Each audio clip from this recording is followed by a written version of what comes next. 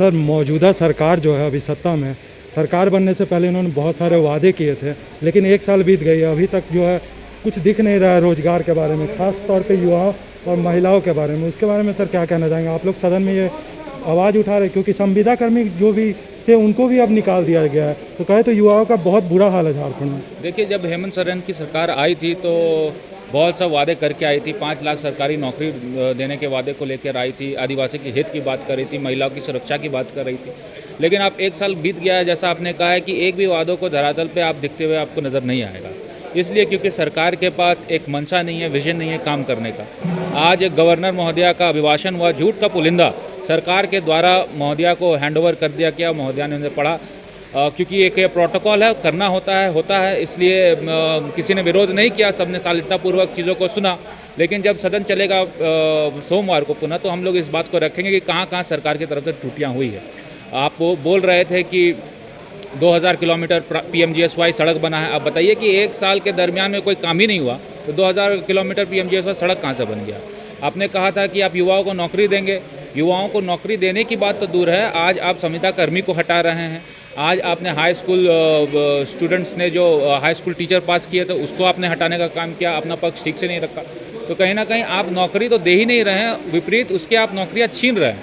तो मुझे लगता है इन सब मुद्दों को सरकार के संज्ञान में लाने के लिए बजट सत्र का एक अच्छा माध्यम हम लोगों के लिए पड़ा, उसको हम लोग करेंगे। सदन जो बिना नेता प्रतिपक्ष का चल रहा है, उसके बारे में क्या कहना चाहिए? सदन बिना नेता प्रतिपक्ष का चल रहा है, ये सोची समझी प्रोपेगेंडा के तहत सरकार काम कर रही है। सरकार विकास के मुद्दों से ध्यान भटकाने के लिए नेता प्रतिपक्ष का एक झूठ मूठ का बखेड़ा शुरू किए और लोगों का ध्यान नेता प्रतिपक्ष की ही तरफ लगा रहे और विकास कार्यों पे नहीं लगा रहे। इसको लेकर सरकार दिग्भ्रमित करने का काम कर रही है, जिस पर कोई तथ्य नहीं है, जिसका कोई औचित्य नहीं है। सरकार वो काम कर रही है, एक छोटी छोटी चीज़ों को पकड़ के बड़ी बड़ी चीज़ों को खोने का काम सरकार कर रही है। अभी जो है युवाओं का, क्योंकि इतना बड़ा मुद्दा है सदन में, आप लोग कैसे इसे पेश करेंगे, क्योंकि युवाओं की बहुत अपेक्षा है? देखिए, युवाओं की अपेक्षा सरकार से बहुत ज़्यादा थी।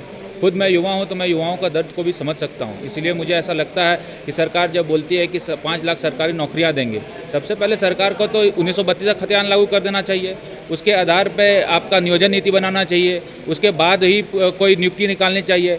सरकार सिलसिलेवार तरीके से काम करने पे विश्वास नहीं रख रही है। सरकार बोलती है हम नियुक्तियाँ निकाल देंगे।